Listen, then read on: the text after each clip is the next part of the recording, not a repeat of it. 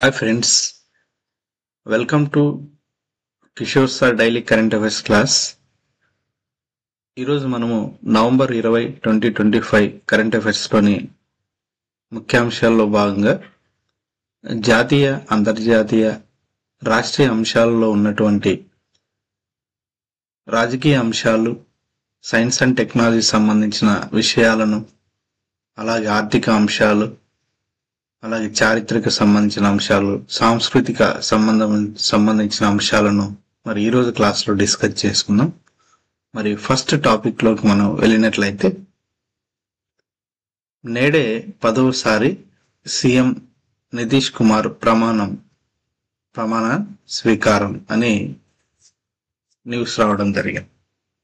So ఇటీవల మరి బీహార్ రాష్ట్ర శాసనసభకు జరిగిన ఎలక్షన్స్ లో మరి ఎన్డీఏ కూటమి అఖండ విజయం సాధించడం జరిగింది. నితీష్ కుమార్ పార్టీ అలాగే బీజేపీ కూటమి ప్రభుత్వం మరి త్వరలో ఏర్పడుతున్నదని చెప్పుకోవచ్చు.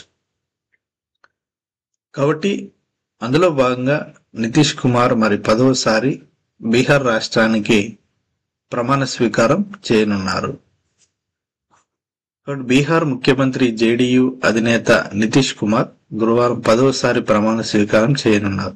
బుధవారం జరిగిన ఎన్డీఏ ఎమ్మెల్యేల సమావేశంలో శాసనసభ పక్ష నేతగా ఆయన్ని ఎన్నుకోనున్నారు. కాబట్టి ఆయనను మరి శాసనసభ పక్ష నేతగా ఆయనను ఎన్నుకోనున్నారు అని చెప్పచ్చు. కాబట్టి నితీష్ కుమార్ మరి బీహార్ రాష్ట్రానికి అత్యధిక కాలం సీఎంగా మరి పరిపాలించడం జరుగుతుంది అని గుర్తుపెట్టుకోవాలి. అలాగే నెక్స్ట్ న్యూస్ లోకి మనం వెళ్ళినట్లయితే, భారత్ కు Su-57 యుద్ధ విమానాల సాంకేతికత ఇచ్చేందుకు రష్యా సిద్ధమైంది. అంటే మన భారతదేశానికి, మన ఇండియాకు రష్యా దేశము మరి ఇండియాకు Su-57 యుద్ధ విమానాల సాంకేతికత, అంటే Su-57 మరి విమానాలకు సంబంధించిన సాంకేతికతను ఇవ్వడానికి మరి రష్యా దేశం అంగీకరించింది.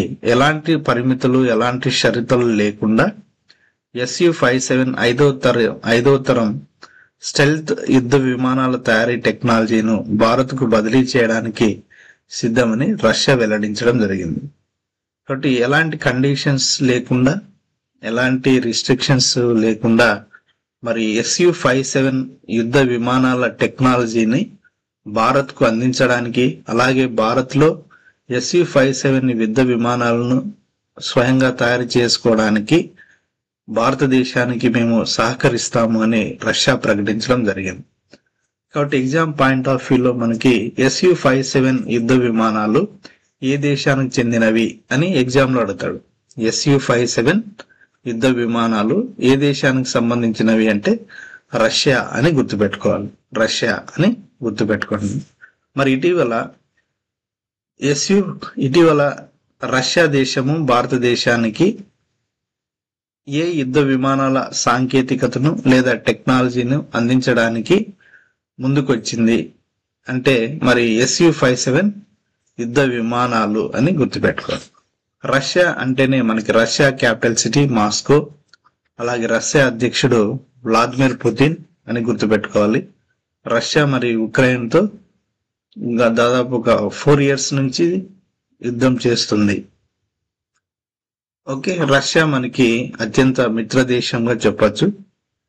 కాబట్టి రష్యాకు మన ఇండియాకు బలమైన మరి వాణిజ్య సంబంధాలు కానీ, స్నేహ సంబంధాలు కానీ ఉండడం జరుగుతుంది. కాబట్టి అందులో భాగంగానే Su-57 యుద్ధ విమానాలను మన ఇండియాకు సాంకేతిక ఇవ్వడానికి రష్యా సిద్ధంగా ఉందని మరి రోస్టెక్ సిఇఓ సెర్గీ చెమ్జోవ్ వెల్లడించడం జరిగింది. కాబట్టి Su-57 యుద్ధ విమానాలు అంటేనే రష్యా అని గుర్తుపెట్టుకోండి. నెక్స్ట్ టాపిక్, దేశాన్ని పునర్నిర్మించిన దేశాన్ని పునర్నిర్మించిన నాయకురాలు ఇందిరా అని సోనియా గాంధీ ప్రశంసించడం జరిగింది. అలాగే మిషెల్ బ్యాచెలెట్ కు ఇందిరాగాంధీ శాంతి పురస్కారంను ఇవ్వడం జరిగింది. సో ఇందిరాగాంధీ శాంతి పురస్కారము అనే ఈ పురస్కారాన్ని ఎప్పుడు స్థాపించడం జరిగిందంటే, ఎప్పుడు ఏర్పాటు చేశారంటే 1985లో ఈ అవార్డును ఏర్పాటు చేయడం జరిగింది. 1985లో ఇందిరాగాంధీ శాంతి బహుమతిని, శాంతి పురస్కారాన్ని ఏర్పాటు చేయడం జరిగింది. మరి 2024 సంవత్సరంకు గాను 2024 సంవత్సరం గాను మరి ఎవరికి ఇవ్వడం జరిగిందంటే మిషెల్ బ్యాచెలెట్ కు ఇవ్వడం జరిగింది. మిషెల్ బ్యాచెలెట్ కు. కాబట్టి ఐక్యరాజ్య సమితి మానవ హక్కుల విభాగము మాజీ చీఫ్ మిచెల్ బ్యాచెలెట్ కు మాజీ చీఫ్ మిచెల్ బ్యాచెలెట్ కు ఇందిరాగాంధీ శాంతి పురస్కారంను అందించడం జరిగింది. కాబట్టి మిచెల్ బ్యాచెలెట్ ఎవరంటే, ఈమె ఐక్యరాజ్య సమితికి అంటే యుఎన్ఓకు మానవ హక్కుల విభాగం మాజీ చీఫ్ గా పనిచేసిన వ్యక్తి. ఈమెకు 2024 సంవత్సరం గాను ఇందిరాగాంధీ శాంతి పురస్కారంను మరి అందించడం జరిగింది. కాబట్టి ఎగ్జామ్ పాయింట్ ఆఫ్ వ్యూలో వెరీ వెరీ ఇంపార్టెంట్. 2024 సంవత్సరం గాను ఇందిరాగాంధీ శాంతి పురస్కారంను మరి తీసుకున్న వ్యక్తి ఎవరు అంటే, మనం గుర్తుపెట్టుకోవాల్సిన పేరు ఏమంటే మిచెల్ బ్యాచెలెట్ అని గుర్తుపెట్టుకోండి. కాబట్టి వెరీ వెరీ ఇంపార్టెంట్ ఇది. మరి ఇందిరాగాంధీ అంటే మన భారతదేశానికి మొట్టమొదటి మహిళా ప్రధానమంత్రి. అలాగే మన భారతదేశానికి అత్యధిక కాలం మరి ప్రధానమంత్రిగా పనిచేసిన రెండో వ్యక్తిగా మనం చెప్పుకోవచ్చు. అలాగే మన భారతదేశంలో ప్రధానమంత్రి హోదాలో పార్లమెంట్లో బడ్జెట్ ను ప్రవేశపెట్టిన మొట్టమొదటి మహిళగా మనం ఇందిరాగాంధీని గుర్తు చేసుకోవచ్చు. సో ఇందిరాగాంధీ, అలాగే మనము ఇందిరాగాంధీని ఐరన్ లేడీ ఆఫ్ ఇండియా అని కూడా మనం పిలుస్తాము. ఐరన్ లేడీ ఎవరు అంటే మార్గరెట్ థాచర్. మరి ఇంగ్లాండ్ సంబంధించిన ప్రధాని మనం ఐరన్ లేడీగా చెప్పుకుంటాం. మరి ఆమె ప్రపంచంలో ఐరన్ లేడీగా గుర్తింపు పొందింది. మార్గరెట్ థాచర్ అనే మాజీ బ్రిటిష్ ప్రధానమంత్రిగా పనిచేసిన మార్గరెట్ థాచర్. మరి మన ఇండియాలో అలాంటి ఐరన్ లేడీ ఎవరు అని మనం చూసినట్లయితే ఇందిరాగాంధీని మనం ఐరన్ లేడీ ఆఫ్ ఇండియా అని కూడా పిలుస్తాం. అంటే అత్యంత బలమైన, శక్తివంతమైన మహిళ అని దాని యొక్క అర్థం వస్తుంది. కాబట్టి మరి ఈ విధంగా ఇందిరాగాంధీ అంటేనే మనకి చాలా ఇన్ఫర్మేషన్ అనేది ఉంది. దాంట్లో కొన్ని ముఖ్యమైన అంశాలు మాత్రం మనం డిస్కస్ చేసుకున్నాం. Okay, next topic. వివాదాలు లేకుండా ఉండాలంటే వీలునామా రాయాలి. మరి భర్త, పిల్లలు లేని పెళ్ళైన హిందూ మహిళకు సుప్రీంకోర్టు సూచన. అంటే ఒకవేళ ఒక మహిళకు వివాహమై మరి పిల్లలు లేకుండా భర్త చనిపోయిన ఎడల ఆమె సంపాదించిన ఆస్తిని మరి ఎవరికి చెందాలి అనేది ఆమె చనిపోక ముందే ఒక వీలునామా రాసుకోవాలి అని సుప్రీంకోర్టు సూచించడం జరిగింది. సుప్రీంకోర్టు ఒక సలహా ఇవ్వడం, సూచన చేయడం జరిగింది. అంటే ఒకవేళ ఇప్పుడు సొంతంగా ఆస్తులు ఆర్జించిన వివాహిత హిందూ మహిళలు భర్త, పిల్లలు లేకపోతే వీలునామా రాయాలని సుప్రీంకోర్టు సూచించింది. తద్వారా భవిష్యత్తులో ఎలాంటి వివాదాలు, వాజ్యాలు తలెత్తకుండా ఉంటాయని పేర్కొంది. మహిళలు సొంతంగా ఆస్తులు ఆర్జిస్తారని హిందూ వారసత్వ చట్టం 1956 రూపొందించేటప్పుడు ఊహించలేదు. సో ఇక్కడ మనకి హిందూ వారసత్వ చట్టము అనేది ఎప్పుడు ఏర్పడింది అంటే 1956 అని గుర్తుపెట్టుకోండి. హిందూ వారసత్వ చట్టము 1956. అయితే గత కొన్ని దశాబ్దాలుగా మహిళలు పురోగతి సాధించారు. విద్య, ఉద్యోగ, వ్యాపార రంగాల్లో రాణిస్తూ సొంతంగా ఆస్తులు సంపాదించుకున్నారు. భర్త చనిపోయి పిల్లలు లేకుండా హిందూ మహిళ మరణిస్తే ఆమె ఆస్తులు భర్త వారసులకు వెళ్తున్నాయి. ఇది మహిళ తల్లిదండ్రుల కుటుంబాల్లో ఆందోళన కలిగిస్తుందని Justice BV Nagarathna, Justice R మహాదేవుల ధర్మాసనం పేర్కొంటూ చట్టం సెక్షన్లోని 15 క్లాస్ 1 సబ్ క్లాస్ బిలో సవాల్ చేస్తూ దాఖలైన ప్రజాహిత వాద్యాన్ని తిరస్కరించింది. కాబట్టి ఒకవేళ ఒక మహిళ భర్త చనిపోయి పిల్లలు లేకుండా ఉంటే ఆమె చనిపోయిన తర్వాత వారి ఆస్తులు భర్తకు సంబంధించిన వాళ్లకు వెళ్ళిపోతున్నాయి అని మరి ఒక పిల్లును సుప్రీంకోర్టులో దాఖలు చేయడం జరిగింది. ఆ పిల్లు చట్టంలోని మరి ఆ news section 15 clause 1 sub clause below దాన్ని సవాల్ చేస్తూ పిల్ దాఖలు చేయడం జరిగింది. అయితే మరి ఆ సెక్షన్ ప్రకారం పెళ్లైన హిందూ మహిళ వీలునామా లేకుండా చనిపోతే తల్లిదండ్రుల కంటే ముందు భర్త వారసులకు ఆమె ఆస్తిని పంచుతారు.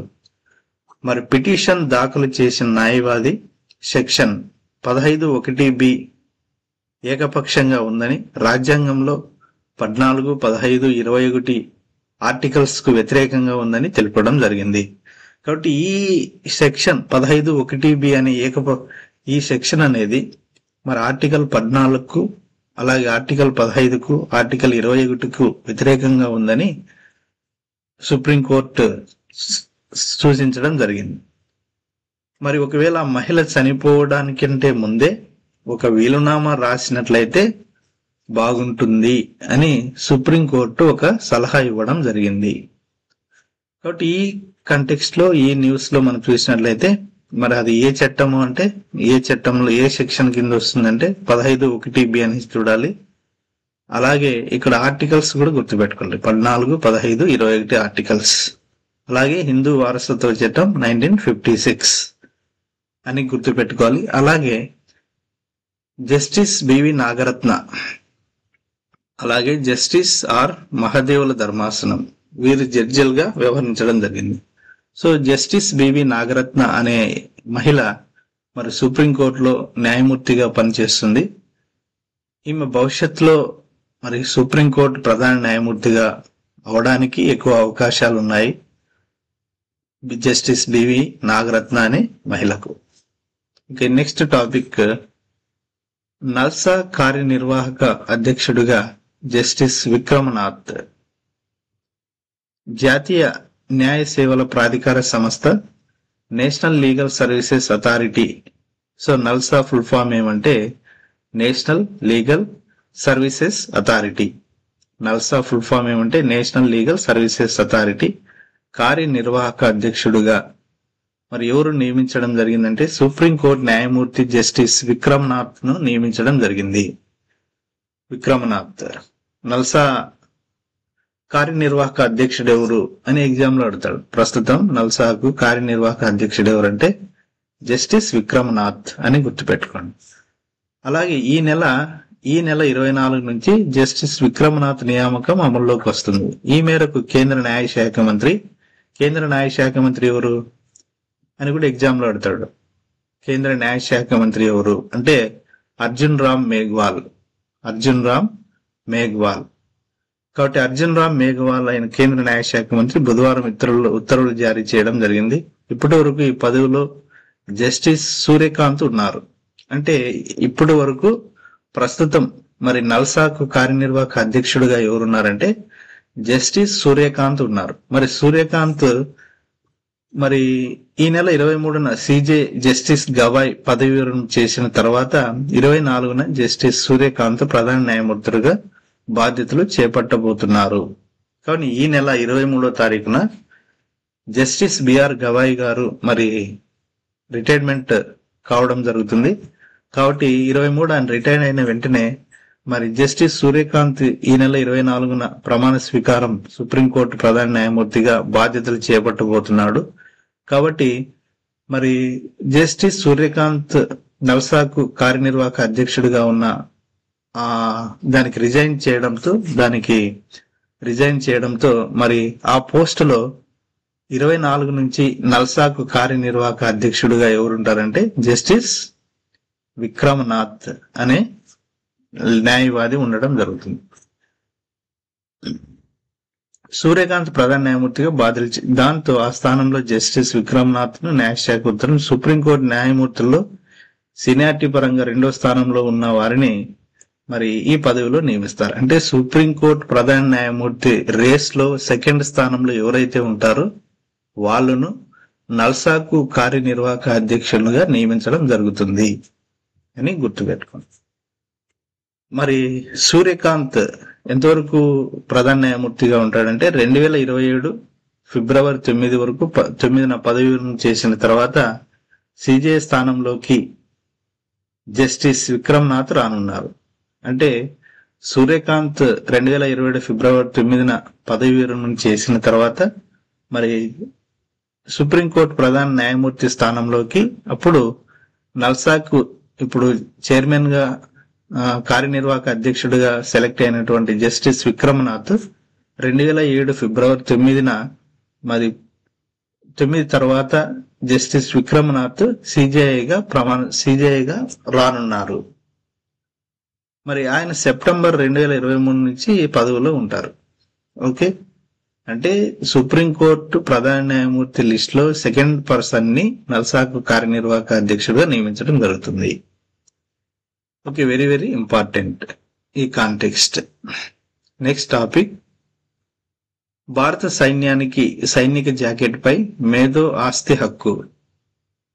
భారత సైన్యానికి సైనిక జాకెట్ అంటే మిలిటరీకి సంబంధించిన మరి ఆర్మీకి సంబంధించిన వ్యక్తులకు మన బార్డర్లో మరి అతి శీతలంగా ఉన్న హిమాలయాల్లో అలాంటి వాతావరణాన్ని తట్టుకోవడానికి డిఆర్డిఓ వాళ్ళు ఫ్యాషన్ టెక్నాలజీ వాళ్ళు, ఇన్స్టిట్యూట్ ఆఫ్ ఫ్యాషన్ టెక్నాలజీ వాళ్ళు ఒక జాకెట్ ని రూపొందించడం జరిగింది. ఆ జాకెట్ యొక్క మేధో ఆస్తి హక్కు అని ప్రకటించడం జరిగింది. అంటే భారత సైన్యానికి ఈ జాకెట్ ను ఇవ్వడం జరిగింది.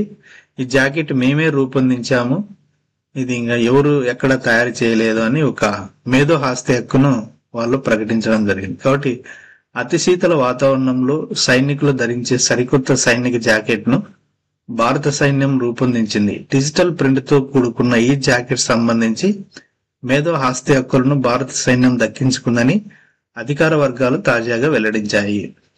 అతి చల్లని వాతావరణంలోని దీన్ని ధరించిన వారికి హాయిని ఇవ్వడంతో పాటు సాయుధ పోరులో తేలిగ్గా పాల్గొని వెసులుబాటు కల్పించే ఈ జాకెట్ ను కోట్ కంబాట్ అని పిలుస్తారు. Coat combat. మరి ఢిల్లీలోని National Institute of Fashion Technology వాళ్ళు దీన్ని రూపొందించారు. కాబట్టి ఎగ్జామ్ పాయింట్ ఆఫ్ లో ఇటీవల భారత సైన్యానికి మరి national Institute of Fashion Technology వాళ్ళు రూపొందించిన జాకెట్ పేరు ఏం పేరు అని కూడా ఎగ్జామ్ లో అడగడానికి అవకాశం ఉంటుంది. కాబట్టి దాని జాకెట్ పేరు ఏం పేరు అంటే కోట్ కంబాట్. కోట్ కంబాట్ అనే మరి కోట్ కంబాట్ అనే జాకెట్ ని ఎవరు రూపొందించారు అని కూడా అడగడానికి అవకాశం ఉంటుంది. కాబట్టి national Institute of Fashion technology అని కూడా గుర్తుపెట్టుకోండి. అలాగే నెక్స్ట్ టాపిక్, రష్యాలో మరో 2 భారత కన్సులేట్లు. అంటే భారతదేశంలో రష్యాలో కొత్తగా 2 కన్సులేట్లు నెలకొల్పడం జరిగింది. ఒకటి యెకాతెరిన్బర్గ్, అలాగే రెండోది వచ్చి కజాన్. ఇవి 2 ఏర్పాటు చేయడం జరిగింది. అంటే ఇవి విదేశీ రాయబార సంస్థలుగా మనం చెప్పచ్చు, రాయబారుల సంస్థలు. అట్లా రష్యాలో 2 కన్సులేట్లు మరి ఏర్పాటు చేయడం జరిగింది. కాబట్టి అవి ఎక్కడంటే యెకాతెరిన్బర్గ్ అలాగే కజిన్. మనకి ఎగ్జామ్ లో సింపుల్ గా బిట్ ఏ విధంగా అడుగుతా అంటే ఇటీవల రష్యాలో మరి మరో 2 భారత కన్సులేట్లు రష్యాలో ఏర్పడడం జరిగింది, ఏ ప్రాంతాల్లో అని ఎగ్జామ్ లో అడుగుతాడు. అప్పుడు ఏ ప్రాంతాలను మనం గుర్తుపెట్టుకోవాలంటే ఇవి 2 గుర్తుపెట్టుకోవాలి. ఒకటి యెకాతెరిన్బర్గ్, ఇంకోటి వచ్చి కజాన్. యెకాతెరిన్బర్గ్ అండ్ కజాన్ లో మరి రష్యాలో ఇంకా 2 కన్సులేట్లను ఏర్పాటు చేయడం జరిగింది. మరి ఈ విషయాన్ని దీన్ని ఎవరు ధృవీకరించడం జరిగిందంటే భారత విదేశీ వ్యవహారాల శాఖ మంత్రి జైశంకర్. ప్రస్తుతం భారత విదేశీ వ్యవహారాల శాఖ మంత్రి ఎవరు అని కూడా ఎగ్జామ్ లో అడతాడు. సో భారత విదేశీ వ్యవహారాల శాఖ మంత్రి ఎవరంటే ఎస్ జైశంకర్ అని గుర్తుపెట్టుకోండి, S Jaishankar. Okay, next topic, అంతర్జాతీయ బాలుల హక్కుల దినోత్సవం. సో నవంబర్ 20న మనం ప్రపంచవ్యాప్తంగా అంతర్జాతీయ బాలుల హక్కుల దినంగా మనము జరుపుకుంటాం. ఓకే, ఏ రోజు అని అడుగుతాడు ఎగ్జామ్ లో. అంతర్జాతీయ బాలుల హక్కు దినోత్సవం ఏ రోజు అని కూడా ఎగ్జామ్ లో అడగడానికి అవకాశం ఉంది. కాబట్టి ఏ రోజు అంటే నవంబర్ 20ను మరి యుఎన్ఓ అంటే యునైటెడ్ నేషన్స్ ఆర్గనైజేషన్ ప్రపంచంలో ఉన్న అన్ని దేశాల్లో కూడా బాలుల హక్కుల దినోత్సవాన్ని జరుపుకోవాలని యునైటెడ్ నేషన్స్ వాళ్ళు నవంబర్ 20ని ప్రకటించడం జరిగింది. కాబట్టి నవంబర్ 20న అంతర్జాతీయ బాలుల హక్కు దినోత్సవంగా international day of children rights నిర్వహిస్తారు. ఓకే, మరి ప్రపంచంలో ఏదో ఒక ప్రదేశంలో ప్రతి 4 నిమిషాలకు హింసాత్మక చర్యల కారణంగా ఒక చిన్నారి మరణిస్తుందని యునిసెఫ్ వాళ్ళు చెప్పడం జరిగింది. సో ఇక్కడ యునిసెఫ్ అంటే మరి ఏమంటే United Nations International Emergency Fund అని కూడా గుర్తుపెట్టుకోవాలి. యునిసెఫ్ అంటే United Nations International Children's Emergency Fund, UNICEF. కాబట్టి ఈ కాంటెక్స్ట్ లో ఇంకా మనం చూసినట్లయితే మన రాజ్యాంగంలోని ఆర్టికల్స్ 14, 15, 3, 21, 21A, 23, 24, 25, 28, 39E, 39F, 40 ఇవన్నీ కూడా బాలల రక్షణకు సంబంధించిన ఆర్టికల్స్. మన రాజ్యాంగంలో బాలలకు కల్పించిన హక్కులు, వారి స్వేచ్ఛకు సంబంధించిన ఆర్టికల్స్ ఏవి అంటే ఇవన్నీ కూడా వాళ్ళ బాలల హక్కుల సంరక్షణ కోసం భారత రాజ్యాంగంలో రూపొందించిన ఆర్టికల్స్. 14, 15, క్లాస్ 3, 21, 21A, 23, 24 ఇవన్నీ కూడా బాలల హక్కులకు సంబంధించిన ఆర్టికల్స్. అలాగే మరి ఐక్యరాజ్య సమితి జనరల్ అసెంబ్లీ 1954 డిసెంబర్ 14న చిన్నారుల సంరక్షణ కోసం హక్కులను ప్రోత్సహించేందుకు ఒక తేదీని ఏర్పాటు చేయాలని భావించింది. పిల్లలకు రక్షణ, విద్య, ఆరోగ్య సంరక్షణ హక్కులు ఉన్నాయని పేర్కొంటూ యుఎన్ఓ 1959 నవంబర్ 20న బాలుల హక్కుల ప్రకటన ఆమోదించింది. కాబట్టి ఎప్పుడు బాలుల హక్కుల ప్రకటన యుఎన్ఓ ఆమోదించిందంటే 1959 నవంబర్ 20. దీనికి కొనసాగింపుగా 1989లో నవంబర్ 20న బాలుల హక్కుల ఒడంబడిక అంటే చిల్డ్రన్ రైట్స్ కన్వెన్షన్స్ ను కూడా ఐక్యరాజ్య సమితి ఆమోదించడం జరిగింది. మరి బాలుల హక్కుల ప్రకటన ఆమోదం పొందిన తర్వాత నవంబర్ 20న అంతర్జాతీయ బాలుల హక్కుల దినోత్సవంగా జరుపుకోవాలని ఐక్యరాజ్య సమితి తీర్మానించడం జరిగింది. సో మరి అంతర్జాతీయ బాలుల హక్కు దినోత్సవాన్ని ప్రతి సంవత్సరం మనము ఫస్ట్ టైం ఎప్పటి నుంచి ఈ బాలుల హక్కు దినోత్సవం జరుపుకోవడం జరిగిందంటే 1990 నుంచి ప్రతి ఏటా నవంబర్ 20న బాలుల హక్కుల దినోత్సవాన్ని జరుపుకుంటున్నాం. ఇది నవంబర్ 20 అంతర్జాతీయ బాలుల హక్కుల దినోత్సవం సంబంధించిన ఇన్ఫర్మేషన్. కాబట్టి వెరీ వెరీ ఇంపార్టెంట్. ఈ న్యూస్ లో మరి అంతర్జాతీయ బాలుల హక్కు దినోత్సవం ఎప్పుడు అంటే నవంబర్ 20 అని గుర్తుపెట్టుకోవాలి. అలాగే యునిసెఫ్ అంటే ఏమి అంటే మరి UNICEF, యునిసెఫ్ అంటే United Nations international children emergency fund. ఇది ఐక్యరాజ్య సమితిలో మరి యుఎన్ఓలో ఒక వింగ్ గా మనం చెప్పుకోవచ్చు యునిసెఫ్. అలాగే సో ఇవి మరి దీనికి సంబంధించిన ఇన్ఫర్మేషన్. నెక్స్ట్ టాపిక్, మరి ఇక్కడ ఒక డాన్సర్, కథక్ అనే dancer world record Guinness book లో స్థానం సంపాదించడం జరిగింది. ఎవరు అంటే పశ్చిమ బెంగాల్కి చెందిన జ్యోతి మెండల్ కథక్ నృత్యంలో రికార్డు స్థాయిలో ప్రదర్శనతో గిన్నిస్ బుక్ వరల్డ్ రికార్డ్స్ లో చోటు సంపాదించాడు. అంటే ఇతను మరి పశ్చిమ బెంగాల్కి చెందిన ఒక వ్యక్తి జ్యోతి మెండల్. ఇతను కథక్ నృత్యంలో రికార్డు స్థాయిలో ప్రదర్శించి మరి గిన్నిస్ బుక్ లో చోటు సంపాదించుకోవడం జరిగింది. మరి ఏ విధంగా ఇతను చోటు సంపాదించాడంటే గిన్నిస్ రికార్డులో కథక్ నృత్యం చేస్తూ 30 సెకండ్లలో 68 సార్లు తన చుట్టూ తాను వృత్తాకారంలో తిరిగిన ప్రదర్శనకు గాను Guinness book of world records లో మరి జ్యోతి మెండల్ స్థానం సంపాదించాడు. కాబట్టి ఇక్కడ ఇతను వార్తల్లో వచ్చాడు. మరి జ్యోతి మెండల్ అనే నృత్యకారుడు ఏ నృత్యకు సంబంధించిన వ్యక్తి అంటే ఏ డాన్స్ సంబంధించిన వ్యక్తి అంటే ఎగ్జామ్ లో అడుగుతాడు. అంటే జ్యోతి మెండల్ అనే డాన్సర్ ఏ డాన్స్ సంబంధించిన వ్యక్తి అంటే కథక్ అని గుర్తుపెట్టుకోండి, కథక్. సో కథక్ అనేది మరి పశ్చిమ బెంగాల్కి చెందిన ఒక డాన్స్. ఇది కథక్ అనే నృత్యము. అంటే ఒక్కొక్క మన దేశంలో సాంస్కృతిక నృత్యాల పరంగా ఒక్కొక్క రాష్ట్రంలో ఒక్కొక్క డాన్స్ ఫేమస్ గా ఉండడం జరుగుతుంది. మన ఆంధ్రప్రదేశ్ లో చూసినట్లయితే మరి మన ఆంధ్రప్రదేశ్ లో కూచిపూడి అనే నాట్యము మరి ఫేమస్ గా ఉంది. అలాగే మన తమిళనాడు రాష్ట్రంలో చూసినట్లయితే భరతనాట్యం అనే నాట్యం ఫేమస్ గా ఉంది. అలాగే కేరళలో చూసినట్లయితే కేరళలో కథాకేలి అనే డాన్స్ గాని లేదా మోహిని అట్టం అనే డాన్స్ గాని ఫేమస్ గా ఉన్నాయి. సో ఈ డాన్స్లు కూడా ఒక్కొక్కసారి మనకి ఇవి ఏ స్టేట్ సంబంధించిన డాన్స్ లో అని కూడా అడగడానికి అవకాశం ఉంది. సో ఇప్పుడు కథక్ అనే డాన్స్ మరి ఏ స్టేట్ సంబంధించిన డాన్స్ అంటే పశ్చిమ బెంగాల్ అని గుర్తుపెట్టుకోవాలి, కథక్ అనే డాన్స్.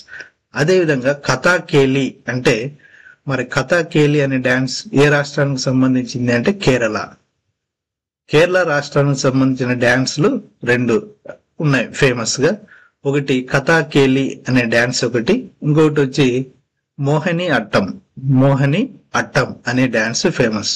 అలాగే తమిళనాడుకు సంబంధించిన ఫేమస్ డాన్స్ ఏది అంటే భరతనాట్యం అని గుర్తుపెట్టుకోవాలి, భరతనాట్యం తమిళనాడు. అదే మన ఆంధ్రప్రదేశ్ సంబంధించిన డాన్స్ ఫేమస్ ఏది అంటే కూచిపూడి నాట్యము అని గుర్తుపెట్టు. సో ఈ విధంగా మనకి డాన్స్ పరంగా కూడా ఎగ్జామ్ లో బిట్స్ రావడానికి అవకాశం ఉంది. చాలా సార్లు డాన్స్ పరంగా కూడా బిట్స్ రావడం జరిగింది. కాబట్టి ఈ విధంగా మనం కూచిపూడి అంటేనే ఆంధ్రప్రదేశ్, భరతనాట్యం అంటేనే తమిళనాడు, అదే విధంగా కథాకేలి అండ్ మోహిని అట్టం అంటేనే మరి కేరళ, కథక్ అంటే మరి పశ్చిమ బెంగాల్. ఈ విధంగా మన డాన్స్ నేమ్స్ కూడా రిలేటెడ్ స్టేట్ సంబంధించి గుర్తు పెట్టుకోవాల్సి ఉంటుంది. Okay, next topic.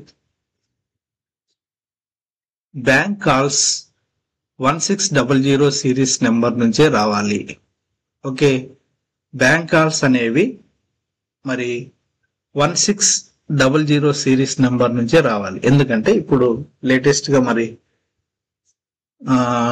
చాలా ఫ్రాడ్స్ జరుగుతున్నాయి కాబట్టి కాల్స్ చేసి ఫోన్ నెంబర్ చెప్పండి, ఓటీపీ చెప్పండి అని మనకి కాల్స్ రావడం జరుగుతుంది.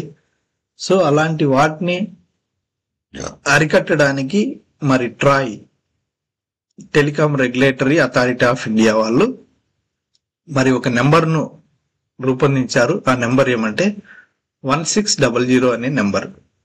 కాబట్టి ఈ నెంబర్స్ మరి జనవరి 1 నుంచి ట్రాయ్ అంటే telecom regulatory authority of India మరి బ్యాంకు నుంచి ఫోన్ చేస్తున్నామంటూ ఖాతాదారులను మోసగిస్తూ ఓటీపీ, నెట్ బ్యాంకింగ్ వివరాలను తీసుకొని ఖాతాలో నగదు ఖాళీ చేస్తున్న వారికి చెక్ పెట్టేందుకు టెలికాం నియంత్రణ సంస్థ ట్రాయ్ సిద్ధమైంది. 2026 జనవరి 1 నుంచి బ్యాంకులన్నీ తమ వినియోగదారులకు చేసే ఫోన్ కాల్స్ అన్ని కూడా 1600 సిరీస్ నెంబర్ నుంచే రావాలని నిర్దేశించింది. కాబట్టి ట్రాయ్ వాళ్ళు మరి చాలా ఫ్రాడ్స్ జరుగుతున్నాయి. ఓటీపీ చెప్పండి, తర్వాత నెట్ బ్యాంకింగ్, మేము బ్యాంక్ నుంచి ఫోన్ చేస్తున్నామని ఫ్రాడ్ ఎక్కువ జరుగుతుంది. సో అలాంటి కేసులను అరికట్టడానికి మరి ట్రాయ్ అనే సంస్థ telecom regulatory authority of India వాళ్ళు మరి ఒక నెంబర్ ను రూపొందించారు. ఆ నెంబర్ 1600 అనే నెంబర్. మరి ఎవరైనా బ్యాంకు వాళ్ళు కస్టమర్స్ కి ఫోన్ చేసినట్లయితే ఎప్పటి నుంచి 2026 జనవరి 1 నుంచి మరి 1600 అనే నంబర్ సిరీస్ నుంచి మాత్రమే కస్టమర్స్ కి ఫోన్ వెళ్ళాలి. సో అలా వెళ్ళినట్లయితే మనము ఇలాంటి ఫ్రాడ్స్ ని మరి ఇలాంటి మోసాలను మనము అరికట్టచ్చు అని మరి నిర్దేశించడం జరిగింది. అదేవిధంగా బ్యాంకేతర ఆర్థిక సంస్థలు, మ్యూచువల్ ఫండ్లు కూడా 1600 నెంబర్ సిరీస్ ను వినియోగించడానికి దశల వారీగా గడువులను ట్రాయ్ బుధవారం ప్రకటించింది. అంటే mutual funds, stock market, so ఇలాంటి వాటిని కూడా ఇలాంటి వాళ్ళు కూడా 1600ని ఉపయోగించాలని చెప్పడం జరిగింది. అలాగే ప్రభుత్వ రంగ బ్యాంకులు, ప్రైవేట్ రంగ బ్యాంకులు, విదేశీ బ్యాంకులు సహా వాణిజ్య బ్యాంకులన్నీ కూడా 2026 జనవరి 1 నుంచి 1600 సిరీస్ ఫోన్ నెంబర్ ని వినియోగించాలి.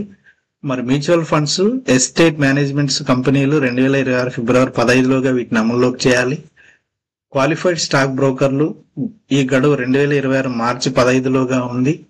మరి పెద్ద ఎన్ఎఫ్జిసి చెల్లింపులు, ఎన్బిఎఫ్సి చెల్లింపులు బ్యాంకు, స్మాల్ ఫైనాన్స్ బ్యాంక్ 2026 ఫిబ్రవరి, అంటే అన్ని సంస్థలు కూడా బ్యాంకులు, తర్వాత సొసైటీలు, తర్వాత మ్యూచువల్ ఫండ్స్, స్టాక్ బ్రోకర్లు, రిజర్వ్ బ్యాంక్ ఆఫ్ ఇండియా, బీమా రంగ సంస్థలు, సెంట్రల్ రికార్డ్ కీపింగ్ ఏజెన్సీలు, ఇవన్నీ కూడా ఇంకా కస్టమర్స్ కి ఫోన్ కాల్స్ వెళ్ళాలంటే ఆ నెంబరు 1600 నెంబర్ అయి ఉండాలి.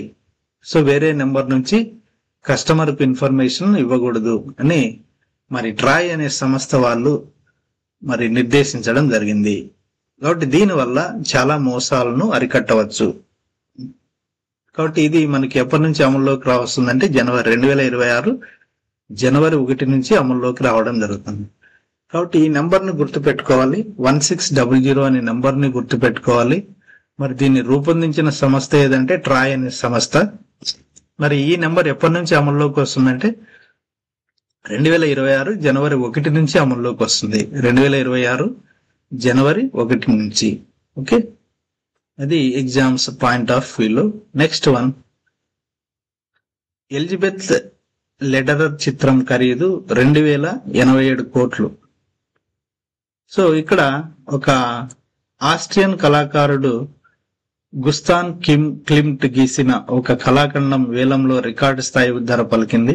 న్యూయార్క్ లో నిర్వహించిన వేలంలో ఎలిజబెత్ లెడరర్ చిత్రం $236.4 మిలియన్, మరి దాదాపు 2087 కోట్లు పలికింది. కాబట్టి అత్యంత ఖరీదైన చిత్రంగా ఇది గుర్తింపు పొందింది. కాబట్టి ఈ ఇమేజ్, ఈ యొక్క చిత్రం యొక్క ఖరీదు ఎంతంటే 2087 కోట్లు. ఈ చిత్రం పేరు ఏం పేరంటే ఎలిజబెత్ లెడరర్ చిత్రం. సో ప్రపంచవ్యాప్తంగా అత్యంత ఖరీదైన చిత్రంగా ఇది గుర్తింపు పొంది మరి న్యూస్ లో రావడం జరిగింది. ఓకే, నెక్స్ట్ టాపిక్, ఉద్దానంలో కిడ్నీ వ్యాధి మూలాలపై పరిశోధనకు ఐసీఎంఆర్ ఆమోదం.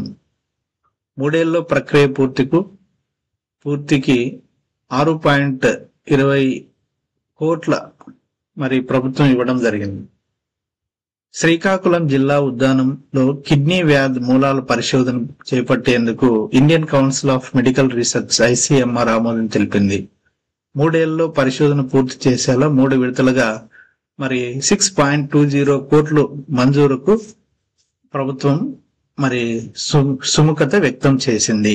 సో ఇక్కడ శ్రీకాకుళం జిల్లాలో ఉన్న ఉద్దానం అనే ఊర్లో కిడ్నీ వ్యాధికి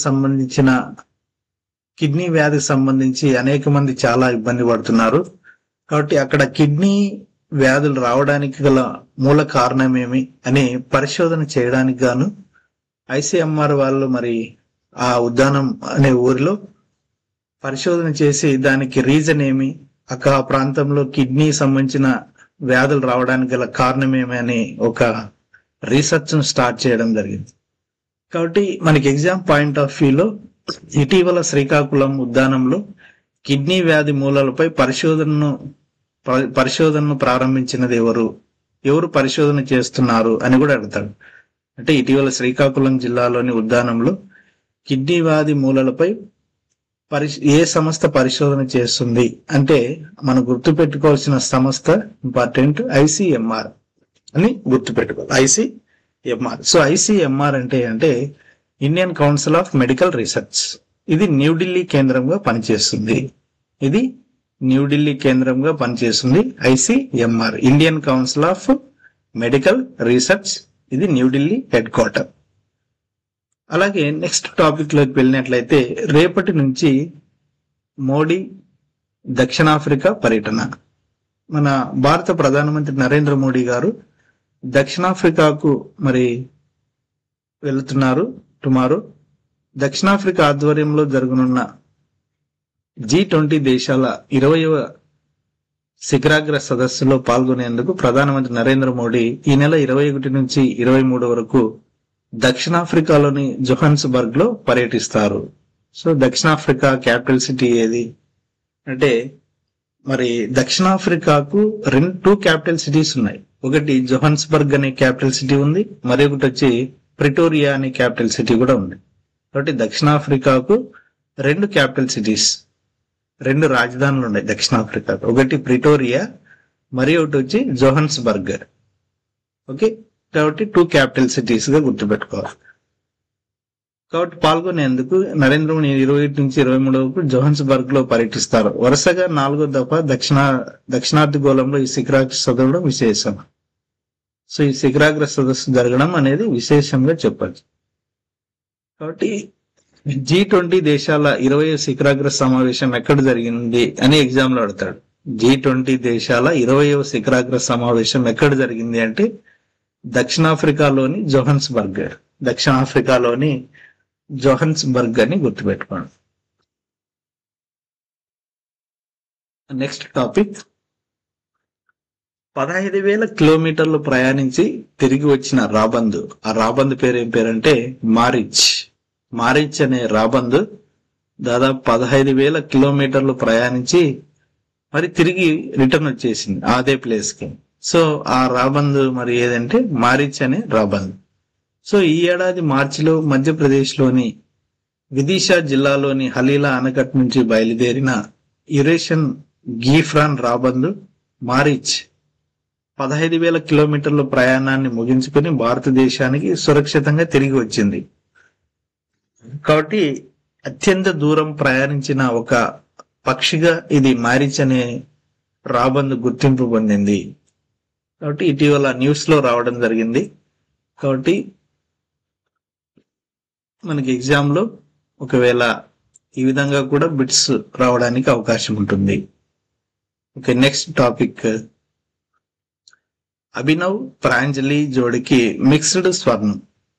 ఇక్కడ అభినవ్ ప్రాంజలి అనే ఈ క్రీడాకారులు మరి ఏ క్రీడకు సంబంధించిన వ్యక్తులు అని కూడా ఎగ్జామ్ లో అడుగుతారు. అభినవ్ ప్రాంజలి అనే ఈ క్రీడాకారులు ఏ క్రీడకు సంబంధించిన వ్యక్తులు అంటే షూటింగ్ అని గుర్తుపెట్టుకోవాలి. షూటర్స్ వీళ్ళు, షూటింగ్ క్రీడకు సంబంధించిన వ్యక్తులు. మరి అభినవ్ ఆల్రెడీ వ్యక్తిగత విభాగంలో గోల్డ్ మెడల్ సాధించాడు. మరి ఇప్పుడు మిక్స్డ్ విభాగంలో అభినవ్ మరి ప్రాంజలి వీళ్ళిద్దరూ మిక్స్డ్ విభాగంలో మరి స్వర్ణ పతకాన్ని సాధించడం జరిగింది. మరి ఏ క్రీడల్లో వీళ్ళు స్వర్ణ పతకాన్ని సాధించారు అంటే డెఫ్ ఒలింపిక్స్ క్రీడల్లో షూటింగ్ విభాగంలో వీళ్ళు స్వర్ణ పతకాలను సాధించడం జరిగింది. మరి ఇటీవల డెఫ్ ఒలింపిక్స్ ఎక్కడ జరుగుతున్నాయంటే జపాన్లోని టోకియోలో జరుగుతున్నాయని గుర్తుపెట్టుకో. ఓకే, మరి next topic tennis hall of fame లో Roger Federer. So Roger Federer అనే క్రీడాకారుడు ఏ దేశానికి చెందిన వ్యక్తి అని కూడా ఎగ్జామ్ పెడతారు. కాబట్టి అమెరికా అని గుర్తుపెట్టు, అమెరికా దేశం. కాబట్టి టెన్నిస్ దిగ్గజం Roger Federer international tennis hall of fame లో చోటు సంపాదించాడు. అద్భుతమైన ఆటతో టెన్నిస్ అభిమానులను ఉర్రీతొలగించిన ఫెదరర్ పురుషుల సింగిల్స్ లో 20 గ్రాండ్ స్లామ్ టైటిల్ను గెలిచిన తొలి ఆటగాడుగా నిలవడం జరిగింది. కాబట్టి టెన్నిస్ హాల్ ఆఫ్ ఫేమ్ లో మరి ప్రముఖ క్రీడాకారుడైనటువంటి అమెరికన్ ప్లేయర్ రోజర్ ఫెదరర్ మరి టెన్నిస్ హాల్ ఆఫ్ ఫేమ్ లో చోటు సంపాదించడం అనేది చాలా గొప్ప విషయం. మరి అలాంటి హాల్ ఆఫ్ ఫేమ్ లో గుర్తింపు పొందిన వ్యక్తిగా మరి ప్రపంచ వ్యాప్తంగా రోజర్ ఫెదరర్ మరి గుర్తింపు తెచ్చుకున్నాడు. కాబట్టి ఇటీవల టెన్నిస్ హాల్ ఆఫ్ ఫేమ్ లో గుర్తింపు పొందిన క్రీడాకారుడు ఎవరు అంటే రోజర్ ఫెదరర్ అని గుర్తుపెట్టుకోండి. రోజర్ ఫెదరర్ అంటే tennis. Okay, next topic Bharat తొలి ప్రత్యర్థి అమెరికా 2026లో అండర్-19 ప్రపంచ కప్. 2026 అండర్-19 ప్రపంచ కప్ అనేది ఎక్కడ జరుగుతుంది అని అడుగుతాడు ఎగ్జామ్లో, అంతే సింపుల్ గా. 2026 అండర్-19 వన్డే ప్రపంచ కప్, వన్డే ప్రపంచ కప్ ఎక్కడ జరుగుతుంది అంటే ఏ దేశాలు ఆతిథ్యం ఇస్తున్నాయి? 2026 అండర్-19 వన్డే ప్రపంచ కప్ కు ఆతిథ్యం ఇస్తున్న దేశాలు ఏవి అని అడుగుతాడు ఎగ్జామ్ లో సింపుల్ గా. కాబట్టి జింబాబ్వే, నమీబియా అని గుర్తుపెట్టుకుంటే చాలు. ఒకటి జింబాబ్వే, తర్వాత నమీబియా. ఈ రెండు కంట్రీస్ కూడా 2026 సంవత్సరంలో జరిగే అండర్-19 వన్డే ప్రపంచ కప్ ను నిర్వహిస్తున్నాయి. ఏ దేశాలంటే జింబాబ్వే, నమీబియా అని గుర్తుపెట్టుకోండి, అంతే. ఓకే, అది దీనికి సంబంధించి.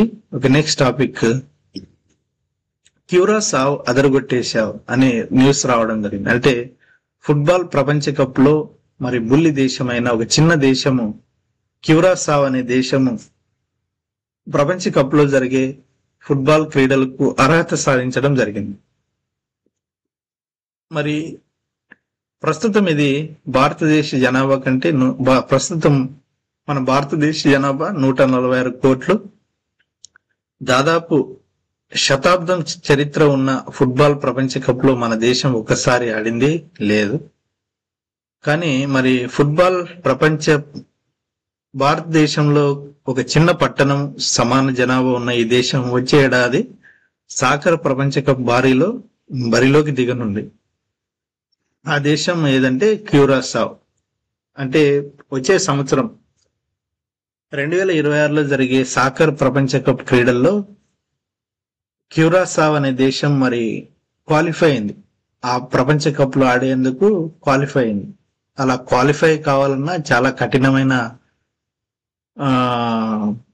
మ్యాచ్లు ఉంటాయి. మరి అలాంటి మ్యాచ్ లో నెగ్గి మరి క్వాలిఫై అయి వచ్చే సంవత్సరంలో జరిగే సాకర్ ఫుట్బాల్ ప్రపంచ కప్ లో ఈ దేశం అర్హత సాధించడం జరిగింది.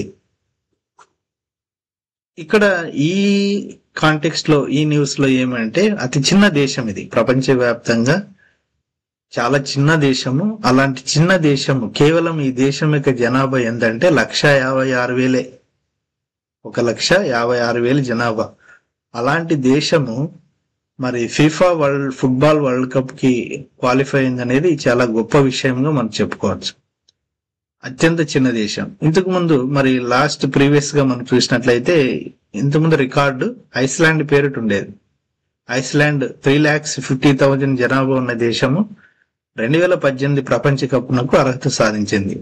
అప్పుడు ఐస్లాండ్ అనే దేశము 3,50,000 జనాభా ఉన్న దేశము 2018 సాకర్ ఫుట్బాల్ ప్రపంచ కప్ కు క్వాలిఫై అయింది, అర్హత సాధించింది. ఇప్పుడు దాని రికార్డుని ఇది మరి క్రాచ్ చేసిందని చెప్పొచ్చు. క్యూరాసావ్ అనే దేశం, దీని జనాభా కేవలం 1,56,000 మాత్రమే. కాబట్టి ఇది ఫుట్బాల్ చరిత్రలోనే ఒక రికార్డుగా మనం చెప్పుకోవాలి. కాబట్టి ఇది స్పోర్ట్స్ సంబంధించి వెరీ వెరీ ఇంపార్టెంట్ న్యూస్. ఇటీవల మరి సాకర్ ఫుట్బాల్ ప్రపంచ కప్ కు అర్హత సాధించిన అతి చిన్న దేశం ఏది అని ఎగ్జామ్ లో అడుగుతాడు. సో మనం గుర్తుపెట్టుకోవాల్సిన దేశం పేరు ఏమంటే క్యూరాసావ్. క్యూరాసావ్ అనే దేశం. Okay, next topic, India's first commercial PSLV set to launch Oceansat. So మన భారతదేశం ఇండియా ఫస్ట్ టైం ఒక కమర్షియల్ పిఎస్ఎల్వి సెట్ ను లాంచ్ చేయడానికి రెడీగా ఉంది, నిర్మిస్తుంది. దాని పేరు ఏం పేరంటే ఓషన్ శాట్. మరి India's first privately built PSLV rocket by ఏ కంపెనీలు దీన్ని నిర్మిస్తున్నాయంటే హెచ్ఏఎల్ అనే సంస్థ, మరి ఒకటి వచ్చి ఎల్ఎన్టీ అనే సంస్థ. సో హెచ్ఏఎల్ అంటే ఏమంటే హిందుస్థాన్ ఏరోనాటిక్స్ లిమిటెడ్. హెచ్ఏఎల్ అంటే Hindustan Aeronautics Limited. And L and T అంటే ఎల్ఎన్టీ ఫుల్ ఫామ్ ఏమంటే ఎల్ అంటే లార్సన్, టీ అంటే Toubro, Larsen and Toubro. So ఇవి రెండు సంస్థలు మరి రీసెంట్ గా ఒక పిఎస్ఎల్వి రాకెట్ ను మరి నిర్మిస్తున్నాయి ప్రైవేట్ భాగస్వామ్యంలో. సో ఇలా ప్రైవేట్ భాగస్వామ్యంలో రాకెట్ నిర్మించడం అనేది ఫస్ట్ టైం, అంటే అంతరిక్ష చరిత్రలోనే ఇది ఫస్ట్ టైం గా చెప్పొచ్చు. కాబట్టి is ready to launch ocean satellite in early 2006. So ఈ శాటిలైట్ ఎప్పుడు ప్రయోగించనున్నారంటే 2026లో, marking a major shift in space production. ఇది ఒక గుర్తింపుగా చెప్పాలి. India is a gearing up for a historic moment in its space journey. For the first time, a polar satellite launching vehicle has been built entirely by private sector, and it is set to be the launch the OceanSat satellite early the next year. The rocket, constructed by a consortium of Hindustan Aeronautics Limited and Larsen and Toubro, marks a turning point in how India proven space technologies are being commercialized. So ఈ విధంగా ఒక India మన అంతరిక్ష చరిత్రలోనే first time ఒక rocket ను 2 private కంపెనీలు నిర్మించడం అనేవి ఫస్ట్ టైం. సో మరి ఏ రాకెట్ ను నిర్మించాయి? HAL అండ్ L&T అనే కంపెనీలు ఏ రాకెట్ నిర్మించాయంటే పిఎస్ఎల్వి అనే రాకెట్. సో పిఎస్ఎల్వి అంటే ఏమంటే పోలార్ శాటిలైట్ లాంచింగ్ వెహికల్. మరి ఈ రాకెట్ దేనికి పర్పస్ అంటే, ఈ రాకెట్ ని ఏమని పిలుస్తామంటే, ఈ రాకెట్ ప్రయోగించే ఉపగ్రహం పేరు ఏం పేరంటే ఓషన్ శాట్ అనేది ఏం చేస్తుందంటే, మన భారతదేశానికి సంబంధించిన సముద్ర జలాలు, విపత్తులు, అలాగే వాతావరణము, ఇలాంటి విషయాల మీద సమగ్రమైన ఇన్ఫర్మేషన్ మనకి ఇవ్వడానికి ఈ ఓషన్ శాట్ అనే ఉపగ్రహం అనేది మనకి సపోర్ట్ చేస్తుంది. కాబట్టి India first time commercial PSLV rocket launch through PSLV ocean SAT. Okay, ఇది ఒక అచీవ్మెంట్ గా, ఒక న్యూస్, ఇంపార్టెంట్ న్యూస్ గా చెప్పచ్చు సైన్స్ అండ్ టెక్నాలజీ సంబంధించి. ఓకే, HAL అండ్ L&T కంపెనీలు పిఎస్ఎల్వి రాకెట్ నిర్మిస్తున్నాయి. Okay, next topic. ఓకే, దీని స్టాటిక్ ఫ్యాక్ట్స్ మనం చూసినట్లయితే పిఎస్ఎల్వి అంటే, మరి పిఎస్ఎల్వి ఫుల్ ఫామ్ ఏమై? Polar satellite launching vehicle. India most reliable launch vehicle with over 50 successful machines. మరి ఇది పిఎస్ఎల్వి అండ్ జిఎస్ఎల్వి అని ఇంకోటి ఉంది. జిఎస్ఎల్వి అంటే ఏమంటే Jio synchronous launching vehicle.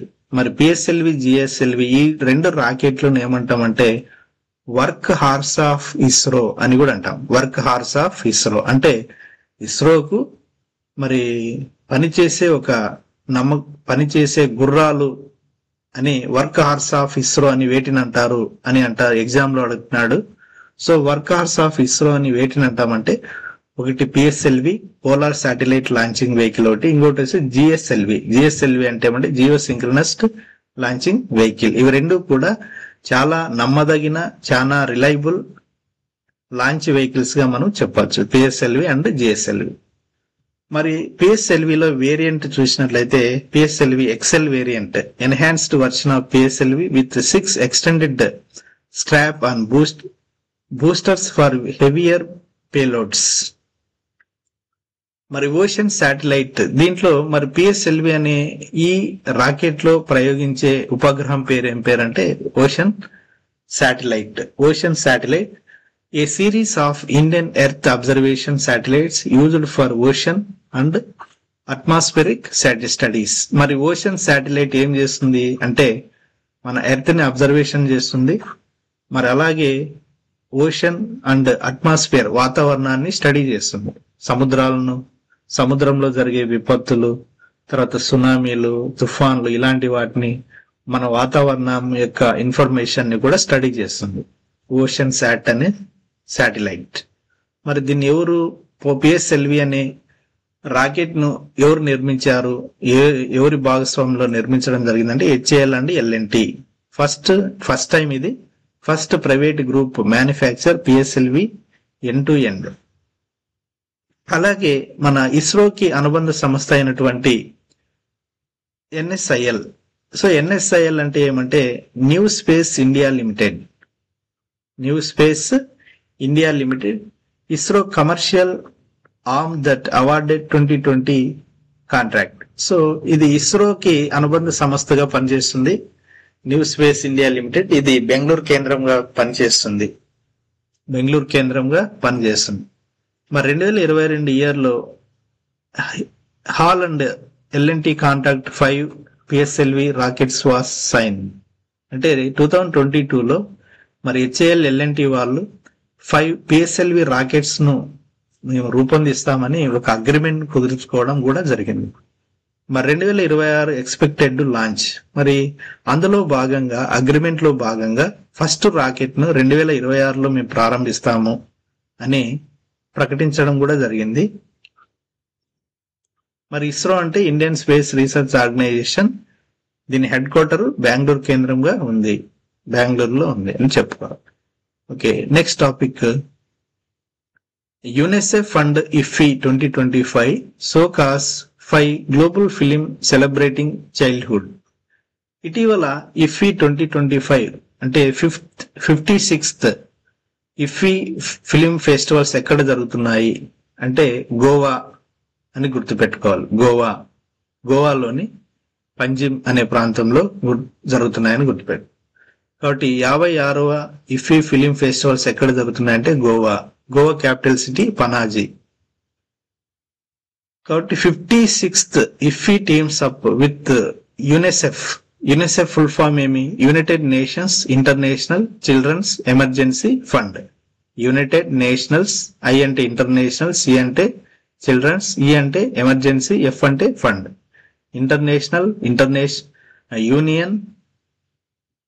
United Nations International Children's Emergency Fund to screen 5 global film exploring childhood dreams, struggles and resilience through the powerful storytelling. అంటే 56 film festivals, IFFI film festivals లో మరి వివిధ దేశాల నుంచి 5 బాలలకు సంబంధించిన చిత్రాలను ప్రదర్శించాలి అని ప్రకటించడం జరిగింది వివిధ దేశాల నుంచి. కాబట్టి the 56th international film festival of India is back with its 4th collaboration with UNICEF, presenting a powerful cinematic tribute to the world of childhood, titled 5 Films, One Universal Story. This special showcase features films from Kosovo, South Korea, Egypt, India. So 5 films, children సంబంధించిన 5 films ని ఇఫీ film festivals లో ప్రదర్శించాలి అని ప్రకటించడం జరిగింది. అందులో భాగంగా మరి ఏ దేశాల నుంచి చైల్డ్ ఫిలిమ్స్ మరి సెలెక్ట్ చేయడం జరిగిందంటే కొసావో, అలాగే south Korea, Egypt and India. So ఈ కంట్రీస్ నుంచి మరి 5 ఫిలిమ్స్ ని ప్రదర్శిస్తారు 56th ఇఫీ ఫిలిం ఫెస్టివల్స్ లో. సో ఇది మరి వెరీ వెరీ ఇంపార్టెంట్ గా చెప్పచ్చు. ఇఫీ అండ్ యునిసెఫ్ భాగస్వామ్యంతో మరి 5 చిల్డ్రన్ ఫిలిమ్స్ ని 56 ఇఫీ ఫిలిం ఫెస్టివల్స్ లో ప్రదర్శించనున్నారు.